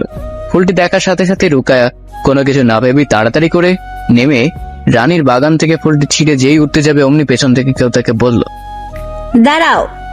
রুকায়া তো পিছন ফিরে তাকালো। রানী মাকসুরা রাগান্বিত চেহারায় তার দিকে তাকাচ্ছেন। রুকায়া নিচে নেমে এসে মাথা নিচু করে সালাম দিয়ে বলল, জি রানী সাহেবা। রানী মাকসুরা কঠিন সুরে বললেন, তুমি জানো না আমার এই বাগানের গাছ থেকে ফুল ছেঁড়া নিষেধ? তাও কেন ছিঁড়েছো? রুকায়া নিচের দিকে তাকিয়ে কাঁপা কাঁপা কণ্ঠে উত্তর দিল, না মানে রানী সাহেবা, লিবান গোলাপ কোথাও পাচ্ছিলাম না, তাই আপনার বাগান থেকে বাধ্য হয়ে নিতে হলো। রানী মাকসুরা জিজ্ঞেস করলেন, লিবাম, গোলাপের কি এমন প্রয়োজন ছিল তোমার? না মানে রানী সাহেবা, পৃথিবীতে এক মানুষের হাতে জীবান ফুলের কাঁটা বিঁধেছে, আর আপনি জানেন ওই ফুলের কাঁটা মানুষের জন্য কত বিপজ্জনক। জীবান ফুল তো আমাদের পরিলোকের ফুল। এই ফুল পৃথিবীতে পৌঁছালো কেমন করে? রুকায়ার জবাব কি দিবে বুঝতে পারছে না। সত্যিটাকে বলে দিবে? রুকায়া চুপ থাকতে দেখে রানী তাকে ধমকে সুরে বললেন, চুপ করে আছো কেন? আমি তোমাকে কিছু জিজ্ঞেস করেছি। রানীর ধমক খেয়ে রুকায়া বলল, রানী সাহেবা, হুরাইরা পৃথিবীতে এক ছেলেকে পছন্দ করে, সে তাকে পরিলোকে আনার জন্যই এই কাজ করেছে। রানী মাকসুরা রুকায়ার কথা শুনে বললেন, এটা আর এমন কি? কত মানুষই তো পরিলোকের পরিদের গোলাম হয়ে আছে। রানীর কথা জবাবে রুকায়া বলল, দেখেন রানী সাহেবা, আপনি যে কথা বলছেন সেটা ঠিক আছে, কিন্তু আপনি এটা বলেন আমরা যে কাজ করছি সেটা কি আদৌ ঠিক? তাছাড়া পৃথিবীর ওই ছেলেটা তার বাবা মায়ের একমাত্র সন্তান, তাকে তার বাবা মায়ের কাছ থেকে কেড়ে নিয়ে এলে ওই মায়ের অভিশাপে আমাদের ভয়াবহ পরিণতি হতে পারে। রুকায়ার কথায় রানী মাকসুরা হেসে বললেন, বাহ, কি দারুণ তোমার চিন্তা শক্তি। তোমাকে আমি পরীক্ষা করছিলাম। তোমার কাজে আমি খুবই খুশি, আর আমি সবার সামনে এটাও ঘোষণা করে দেব যে আমার পরে এই পরিলোকের রানী হবে তুমি। রানী মাকসুরার কথায় পরি রুকায়া হেসে রানীকে গিয়ে জড়িয়ে ধরে খুশিতে কেঁদে দিল। রানী তার চোখের জল মুছে দিয়ে বললেন, পাগলি মেয়ে, খুশির খবরে কেউ কাঁদে? তুমি তাড়াতাড়ি যাও, পৃথিবীর ওই ছেলেটাকে গিয়ে সুস্থ করে তোলো। রুকায়া রানীর কাছ থেকে বিদায় নিয়ে পৃথিবীর উদ্দেশ্যে রওনা হলো। শান্তর মা, জিন সাধক হুজুর আর সুমন রুকায়ার অপেক্ষায়। ঘড়িতে রাত 11টা বাজে। রুকায়া যাওয়ার প্রায় 3.5 ঘন্টা হয়ে গেছে। রুকায়ার এত দেরি দেখে সবাই চিন্তিত, সে কি আদৌ এই ফুল পেয়েছে? শিমুলের মা একবার এসেছিলেন, অনেকক্ষণ এখানে ছিলেনও। বেশি রাত হয়ে যাচ্ছে দেখে আবার চলে গেছেন। হঠাৎ পুরো ঘর মিষ্টি সুগন্ধে ভরপুর হয়ে উঠল। মিষ্টিখানে সবাই বুঝতে পারলেন রুকায়া এসেছে। হুজুর বললেন, আপনারা ঘরের বাতি নিভিয়ে দেন। হুজুরের কথা মতো ঘরের বাতি নিভিয়ে দেওয়া হলো। রুকায়া এসেই প্রথমে সালাম দিল। হুজুর সালামের জবাব দিয়ে জিজ্ঞেস করলেন, আপনি কি ওই ফুলটি পেয়েছেন? রুকায়া অদৃশ্য থেকে জবাব দিল, জি হুজুর, পেয়েছি। আমি আপনার সামনে ফুলটি রেখেছি, আপনারা ঘরের বাতি জ্বালিয়ে ফুলটি নিতে পারেন। আর হ্যাঁ, ফুলের কাঁটা অবশ্যই শান্তর মা ছেলের হাতে কাটবেন, অন্য কেউ কাটলে এটা কাজ করবেন না। আমি বাইরে যাচ্ছি, আপনারা বাতি চালান। কাজ হয়ে গেলে এই রুমে এসে আবারও বাতি নিভিয়ে দিবে। এরপরে কি কাজ করতে হবে সেটা আমি বলে দিব। রুকায়ের কথা মতো রুমের বাতি জ্বালিয়ে তারা দেখতে পেলেন সত্যি সত্যি সোনালী বর্ণের অদ্ভুত এক গোলাপ পালঙের উপর রাখা। দেখে মনে হচ্ছে যেন এটা সত্যিকারের সোনা। শান্তর মা গোলাপটি হাতে নিয়ে শান্ত রুমে গেলেন। শান্ত তখন ঘুমিয়ে আছে। ধীরে ধীরে ছেলের পাশে গিয়ে তার হাতে নীল বর্ণের শেষ প্রান্তে গোলাপের কাঁটা গেঁথে দিলেন। কাঁটাটি হাতে গাঁথার সাথে সাথেই সেটা মিলিয়ে গেল। এর কিছুক্ষণ পরেই শান্তর হাতে নীল বর্ণের ডাকটি নিচের দিকে নামতে শুরু করল। এটা দেখে সবাই অনেক খুশি। হুজুর বললেন, চিন্তার আর কোনো কারণ নেই, আপনার ছেলে আবার আগের মতো সুস্থ হয়ে উঠবে ইনশাল্লাহ। এরপর সবাই রুকায়ের কথা মতো আগের রুমে গিয়ে বাতি নিভিয়ে দিল। রুকায়া এসে সবাইকে বলল, আপনারা আর কোনো চিন্তা করবেন না, শান্তর আর কিচ্ছু হবে না। আপনার ছেলে রাতের মধ্যে পুরোপুরি সুস্থ হয়ে উঠবে। আর হুরাইরা যেন তার কাছে ঘেঁষতে না পারে, সেজন্য আমি তো আছি, আর হুজুরও আছেন। আপনাদের প্রতি কৃতজ্ঞতা রইল। আপনি কেন কৃতজ্ঞতা জানাচ্ছেন? কৃতজ্ঞতা তো জানাবো আমরা। আপনি সাহায্য না করলে শান্তকে হয়তো বাঁচানো পারতাম না। সবই আল্লাহ তাআলার ইচ্ছা। তিনি যাকে বাঁচাবেন তাকে কেউ মারতে পারবে না, আর তিনি যাকে মারবেন তাকে কেউ বাঁচাতে পারবে না। আমি আজকের মতো বিদায় নিলাম। সবাই আমার জন্য দোয়া করবেন। এই বলে রুকায়া সেখান থেকে বিদায় নিল। রুকায়া চলে যাওয়ার পর হুজুরও বিদায় নিতে চেয়েছিলেন, কিন্তু শান্তর মা হুজুরকে আসতে দেননি। সেই রাতে শিমুল আর হুজুর শান্তদের বাসায় থেকে গেলেন। শিমুল রাতে হুজুরের পাশে ঘুমালো। ঘড়িতে রাত 1টা। হঠাৎ ঘুম ভাঙলো শান্তর। পুরো শরীর জ্বর জ্বরে মনে হচ্ছে, হাতে ব্যথাও নেই। নীলবর্ণের ডাকটি যেন কোথায় মিলিয়ে গেছে। শান্ত হঠাৎ শুনতে পেল জানালার বাইরে থেকে কেউ বলছে, আমাকে ক্ষমা করে দিও শান্ত। আমি তোমাকে ভালোবেসে পেতে চেয়েছিলাম। তোমাকে পাওয়ার জন্য আমি যে পথ বেছে নিয়েছিলাম সেটা হয়তো সঠিক ছিল না। ভালো থেকো তুমি। তবে তুমি আমার হবে, হয়তো আজ, না হয় কাল। এই বলে হুরায়রা বিদায় নিল। শান্ত কথাগুলো মন দিয়ে শুনলো। কিছু বলতে কেউ সে বলতে পারল না। কি বলবে? বলার মতো কোনো শব্দ খুঁজে পাচ্ছে না। ঘুমে তার চোখ বন্ধ হয়ে আছে। আবারও শুয়ে পড়লো বিছানায়। হারিয়ে গেল আরামের ঘুমে। জিনসাদক হুজুর আর শিমুল শান্তদের ঘরে একই বিছানায় শুয়ে আছে। শিমুল নিশ্চিন্তে ঘুমালেও হুজুরের ঘুম লাগছে না। শান্ত কি কালকে পুরোপুরি সুস্থ হয়ে যাবে, নাকি রাতের মধ্যে ওই পরি অন্য কোনো ছলনার আশ্রয় নেবে? এসব বিষয় নিয়ে তিনি ভাবতে ভাবতে মসজিদে মিনার হতে ফজরের আজানের সুর ভেসে এলো। শিমুলকে ডেকে তুলে তাকে নিয়ে হুজুর ফজরের নামাজে গেলেন। নামাজ থেকে আসার পর দেখলেন শান্তর মা উঠে পড়েছেন। একা মানুষ, তারপরেও হুজুরের জন্য অনেক রকম নাস্তা তৈরি করেছেন। হুজুর এত সব নাস্তা দেখে বললেন, আপনি একা মানুষ, এত কষ্ট করে কেন এগুলো তৈরি করেছেন? শান্তর মা কাতর সুরে বললেন, হুজুর, আপনি আমার ছেলের জন্য যা করেছেন তার তুলনায় এইসব নাস্তা তো কিছুই না। শিমুলকে সাথে নিয়ে হুজুর নাস্তা শেষ করলেন। এরপর ধীরে ধীরে শান্তর ঘরের দিকে গেলেন। শান্ত ঘুম থেকে উঠে দাঁত ব্রাশ করছে। ছেলেকে রোগমুক্ত দেখে শান্তর মা অনেক খুশি হলেন। এরপর শান্তকে কিছু নাস্তা দিয়ে দিলেন খাওয়ার জন্য। হুজুর তাদের কাছ থেকে বিদায় নিলেন। যাওয়ার সময় শান্তর মা হুজুরের হাতে 30,000 টাকা দিয়ে বললেন, হুজুর, ইচ্ছে ছিল আপনাকে আরো বেশি দিই, কিন্তু এই মুহূর্তে ঘরে এতটুকুই ছিল। আপনার বিকাশ নাম্বারটা দিয়ে যাবেন, আমি আরো 20,000 টাকা পাঠিয়ে দেব। হুজুর অবাক হয়ে বললেন, আমাকে এত টাকা কেন দিচ্ছেন? টাকা 2-3 হাজার দিলেও তো অনেক বেশি। কি বলছেন হুজুর?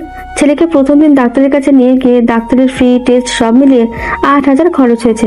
যদি এখন তাকে ডাক্তারের চিকিৎসা করাতাম হয়তো ছেলে আমার ভালো হতো না, কিন্তু 50,000 টাকা তো খরচ হতোই। ডাক্তারকে যদি এত টাকা দিতে পারি তো আপনাকে কেন দেব না? আপনি আর মানা করবেন না প্লিজ। শান্তর মায়ের পীড়াপিড়িতে তিনি টাকা নিতে বাধ্য হলেন। তবে বিকাশ নাম্বার কিছুতেই দেননি।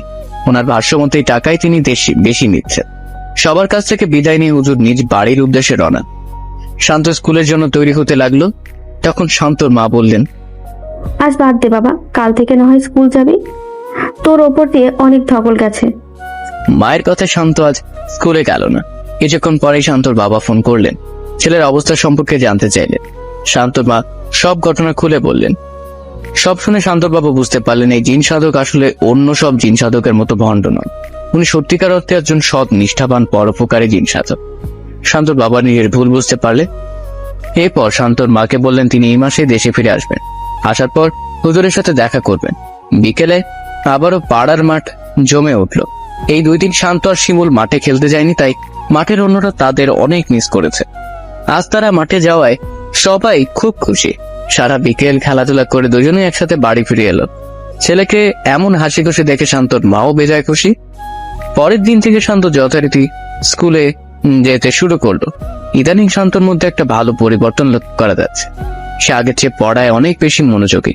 স্কুলের স্যাররাও এটা দেখে অবাক যে শান্তর পড়ালেখার কথা শুনলেই মাথা ব্যথা শুরু হয়ে যেত, সে কিনা ক্লাস 10-এর কঠিন কঠিন অঙ্ক নিমিষেই সমাধান করে দিচ্ছে। প্রতিদিন স্কুলে যাওয়া, বিকেল হলে মাঠ আর সন্ধ্যা নামলে পড়ার টেবিলে এভাবেই চলতে লাগলো দিন। প্রায় 2 মাস পর শান্তর বাবা দেশে ফিরে এলেন।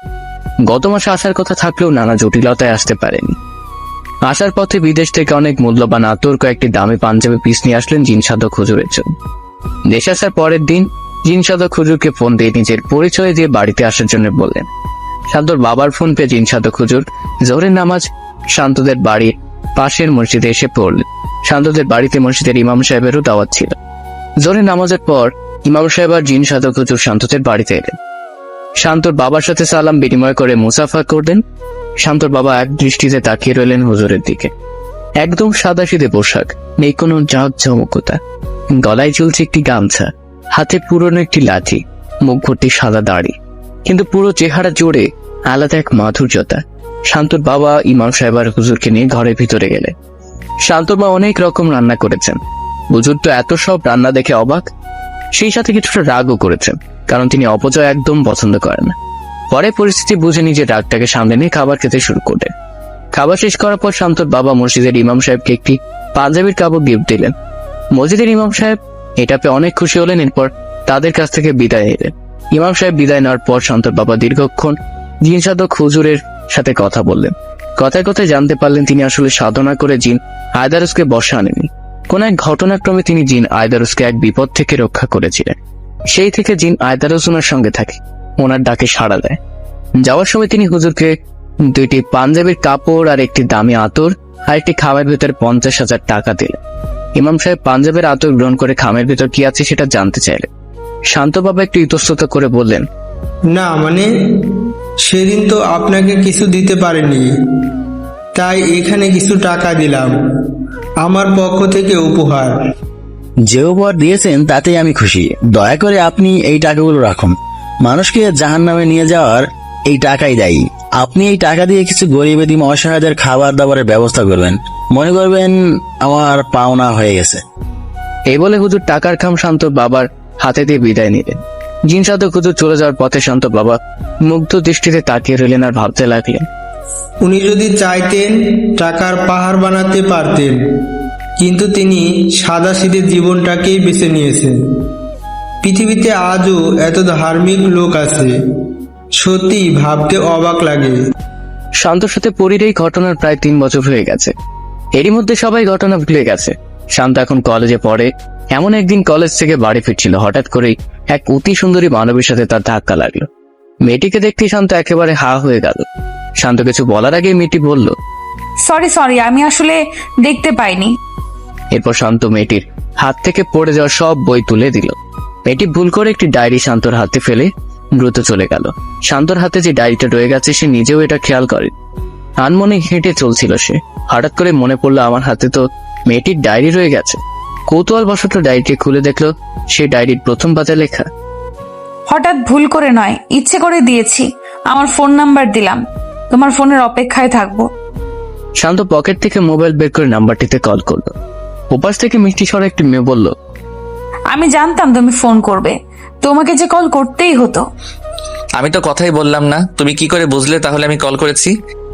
ওপাশ থেকে মিষ্টি সুরে মেয়েটি বলল, আমি যে তোমার নিঃশ্বাসের সাথে মিশে আছি, আমি হুরায়রা। শান্তর কাছে নামটি যেন পরিচিত মনে হলো। হঠাৎ মনে পড়লো তার সাথে যে ছলনা করেছিল সেই পরী হুরায়রা নয়তো। তাই সে তাকে জিজ্ঞেস করলো, তুমি কি পরিলোকের হুরাইরা? মেয়েটি হাসতে হাসতে বলল, পরিলোকে হুরায়রা হতে যাব কেন, আমি মানবী হুরায়রা। দীর্ঘক্ষণ হুরায়ের সাথে শান্তর ফোনে কথা হলো। এইভাবেই হুরায়রার সাথে শান্তর প্রেমের সম্পর্ক গড়ে ওঠে। পরিলোকের রানীকে অনেক কষ্টে বুঝে হুরায়রা পৃথিবীতে এসেছে। যতদিন শান্তর বাবা মা বেঁচে থাকবেন ততদিন শান্তর সাথে হুরায়রা মানবী রূপেই থাকবে।